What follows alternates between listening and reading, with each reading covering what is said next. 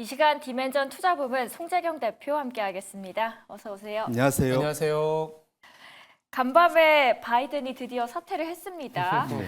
이게 민주당에게는 그러면 오히려 기회가 될까요, 대표님? 이게 매주 주말마다 뭔가 큰 이슈들이 터집니다. 그러네요. 네. 네. 한 번은 공화당, 한 번은 민주당.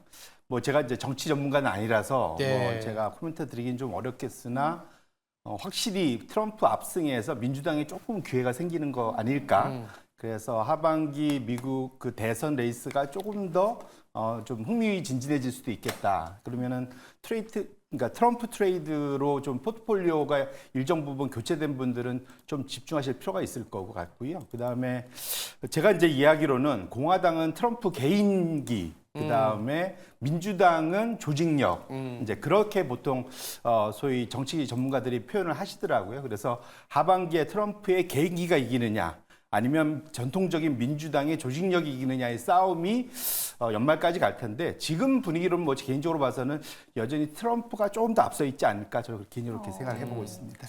참 이 기세라는 게 쏠렸다가 또 이제 한편으로 어떻게 될지 그렇죠. 모르는 그런 또 불확실성이 높아질 수도 있습니다. 일단 증시 측면에서 우리가 지난주에 흐름을 좀 체크해 보면서 앞으로 어떻게 될지 찾아봐야 되는데, 한 주간의 글로벌 증시 한번 정리해 볼까요? 예. 그러니까 소위 이제 지난 한 주는 결국은 트럼프로 시작해서 트럼프로 끝난. 그렇죠. 맞아요. 예. 트럼프 2.0에 대한 시장의 그 소위 강력한 그럴까 그 깜짝 놀라움, 뭐 네.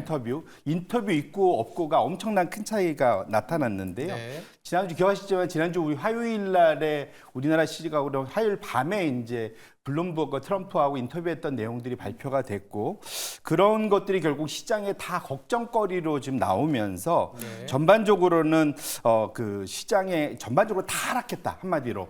특히 기술주에 상당히 직격탄을 매겼다, 이렇게 보셨을 좋을 것 같은데, 차트에 보시면 맨 오른쪽이 제일 안 좋은 데입니다. 당연히 홍콩 항생, 뭐 중국 그 삼중전해가 뭐 생각보다는 좀 알맹이가 없었다라는 우려 때문에 이제 이런 것도 있었지만, 이게 트럼프가 내뱉은 말들을 보면 중국하고 좀 더 어려워지겠구나라는 걱정 때문에 홍콩이 좀 더 밀린 것 같고요. 그 다음에는 확실히 관세 영향이 컸었던 것 같습니다. 관세 10%에 중국의 추가적인 50% 관세가 매겨지면 이게 미국의 수출 기술주한테도 상당히 악영향을 미치기 때문에 소위 이제 AI 밸류 체인에 묶여 있는 대만 가권, 그 다음에 미국 나스닥 100 이런 순서, 또 네덜란드까지 정확히 보시면 이게 AI 밸류 체인 안에 들어와 있는 국가들입니다. 전반적으로 좀 안 좋은 영향을 미쳤고요. 우리나라는 마이너스 2%대라 상당히 안 좋긴 했지만 전반적으로 안 좋은데 중간 정도에서 이걸 좋아해야 될지 싫어해야 될지 알 수 없지만 그나마 우리가 한 중위권 정도를 차지했다, 이렇게 해석할 수 있을 것 같습니다. 이 전주를 생각해 보면 시장 금리가 판도를 갈랐었거든요. 그러면 이번 주는 금리 영향이 좀 클까요, 미치는 게?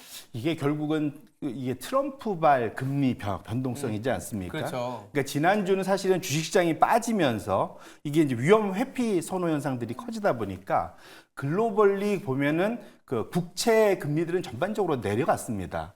유일하게 가장 영향을 많이 줬던 미국은 오히려 금리가 올라갔어요. 차트를 네. 보시면 맨 왼쪽 스위스부터 해서 뉴질랜드, 스웨덴, 호주 쫙 다 금리가 다 빠졌는데, 맨 오른쪽에 유일하게 주요국들 중에 미국, 캐나다만 지금 금리가 올라갔단 말이죠. 결론적으로는 트럼프가 앞으로 할 일들을 생각해 보면 이게 감세하고 돈은 많이 쓸 것 같으니까 이 국채 재정 적자 부담의 우려가 이런 위험 회피 상황에서도 미국의 금리를 끌어올렸다는 측면에서는 앞으로도 여전히 시장의 중심에는 금리 변화가 있을 거다, 이렇게 우리가 마음속에 새겨야 될 것 같습니다.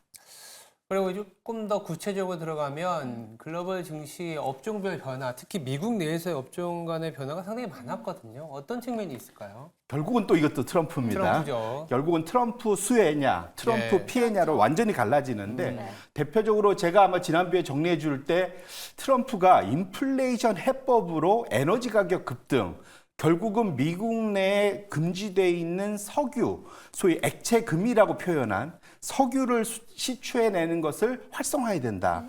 이런 얘기가 나오다 보니까 지난주에 사실은 그 소위 원유 가격이 그렇게 썩 좋지 않았음에도 불구하고 에너지주가 미국에서는 에너지주가 가장 좋은 성과를 냈고요.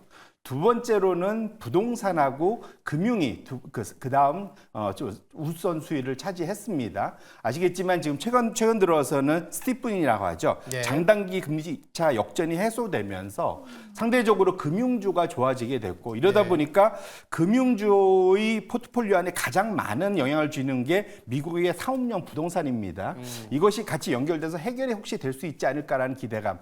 이런 것들이 에너지, 부동산, 금융 결국은 다 트럼프 수혜주라고 볼 수 있을 것 같고요. 반면에 저 우측 끝에 압도적으로 이제 안 좋았던 게 이제 IT 기술주고요. 그 다음에 빅테크들 들어있는 경비 소비재나 통신 서비스도 안 좋았습니다. 유틸리티도 저 안에 끼어 있는데 유틸리티 안에서도 보면 전통 유틸리티 종목들은 다 올랐는데 사실은 안 좋았던 게 뭐냐면 신재생에 연관돼 있는 거기에 집중하는 유틸리티 업종들이 많이 빠지면서 유틸리티 업종이 이제는 확실하게 이게 기술주 반열에 들어가 있는 아이러니가 지난 한 주간 지금 목격됐다 이렇게 보셔야 될 것 같습니다.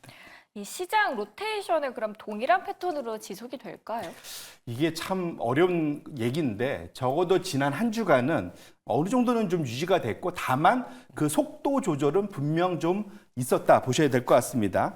그 지난주에 제가 한번 보여줬었는데 지난주 저 왼쪽이 네. 지난주 수요일 목요일 날 있었던 미국의 CPI 발표 지지난주 네. 그 시점부터 확 갈라져서 맨 위가 이제 소형주 러셀 2000 지수 흐름이고 네. 저 중간에 있는 것이 대형주 S&P 500이고 밑에 파란색이 기술주 대표하는 나스닥 100입니다.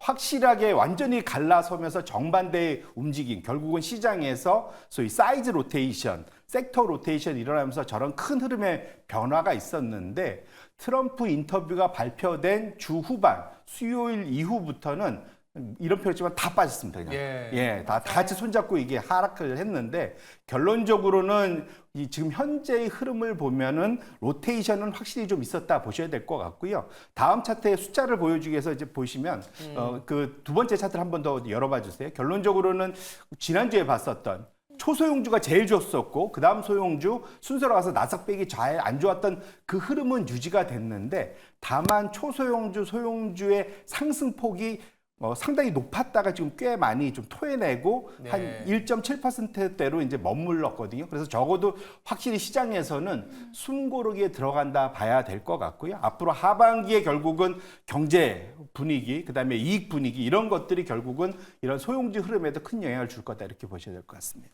소형주가 상대적으로 선전을 했는데 빅테크에 대한 걱정들이 많거든요. 맞아요. 빅테크 순환 시대 한 주간이긴 하지만 워낙 가팔랐었던 상승에서 벗어나니까 투자자분들이 우려를 합니다. 이 빅테크 안에서도 변화가 좀 있는 것 같아요. 이게 확실히 세상은 공평한 게 네. 어제 딱 빅테크를 보면 저도 이게 매주 차트 업데이트를 해봤는데 그 가장 많이 지난 1년간 가장 많이 오른 종목들 순으로 가장 많이 빠지더라. 야, 이게 참 순서, 이거 시장은 어찌 보면 공평한 것 같습니다. 네. 보시면 제가 이런 차트 처음에 그려봤는데 S&P 500이 맨 왼쪽에 있을 줄은 몰랐습니다. 지난 한 1, 2년간 이런 적이 한 번도 없었는데 보시면 S&P 500이 맨 왼쪽에 있잖아요. 그러니까 제일 덜 빠진 겁니다. 그리고 다 빠졌는데 엔비디아가 제일 많이 빠졌고요. 그다음에 아마존, 메타, 알파벳. 이게 정확히 1년 전 순으로 하면은 지금 1년 순으로 하면 정확히 이 정반대로 그려지거든요. 그러니까. 결론적으로는 확실하게 트럼프 2.0이 시장에는 많이 오른 대형주, 그 안에서 빅테크주에는 확실히 악재인 것만은 분명한 것 같고요. 다만 이게 과연 트럼프가 내뱉었던 그 관세가 어느 정도 중간에 이것이 좀 순화될 수 있느냐 여부. 그 첫 번째, 두 번째로는 실적 발표의 그 내용, 이런 것들, 전망, 이런 것이 좀 더 중요해지는 시점에 다가오고 있다. 이렇게 보셔야 될 것 같습니다. 앞으로의 네, 이 말씀하세요. 말씀해 주세요. 아닙니다. 앞으로의 향방을 결정하는 데 있어서 이번 실적이 굉장히 중요해 보입니다. 어떤 부분들을 눈여겨보는 게 좋을까요? 이게 이번 주, 다음 주가 진짜 엄청난 소위 슈퍼 위크 네. 보통 표현을 이렇게 하는데 미국 S&P 500 중에 올해 이번 주가 31%, 다음 주가 31% 합쳐놓으면 지금 시장의 거의 60% 넘는 기업들이 실적 발표를 합니다. 엄청나게 좀 중요한 시즌이다 보셔야 될 것 같고요. 지금 이게 우리가 약간 기시감이 있는 게 1분기 실적 발표 그 즈음부터 해갖고 주가가 많이 사실은 조정받고 올랐었단 말이죠. 그런 측면에서 보면 지수가 이번 실적 발표가 우리가 1사분기 때 결국은 3월 말 4월 한 중순까지 시장 조정을 받았었고 그 이후로 실적 장세를 겪으면서 그러니까 그것을 넘어가면서 그런 조정을 소위 넘어섰던 그런 시점과 유사하게 지금 들어가고 있기 때문에 이번 실적 시즌은 상당히 중요한 그 상황이다. 왜냐하면 또 1사분기 실적 시즌 이후에 주가가 많이 올랐었잖아요. 맞아요. 이제 좀 조정을 받고 있는 거라서 이번 실적이 이 조정을 빨리 끝낼지 아니면 좀 더 깊게 끌고 갈지가 앞으로 향후 2주간에 결정이 될 거다 이렇게 보셔야 될 것 같습니다. 아까 이제 실적 시즌 상당히 중요하다고 말씀을 주셨는데 이번 실적 시즌에서 우리가 조금 더 눈여겨보는 게 어떤 게 있을까요? 뭐 변화율일까요?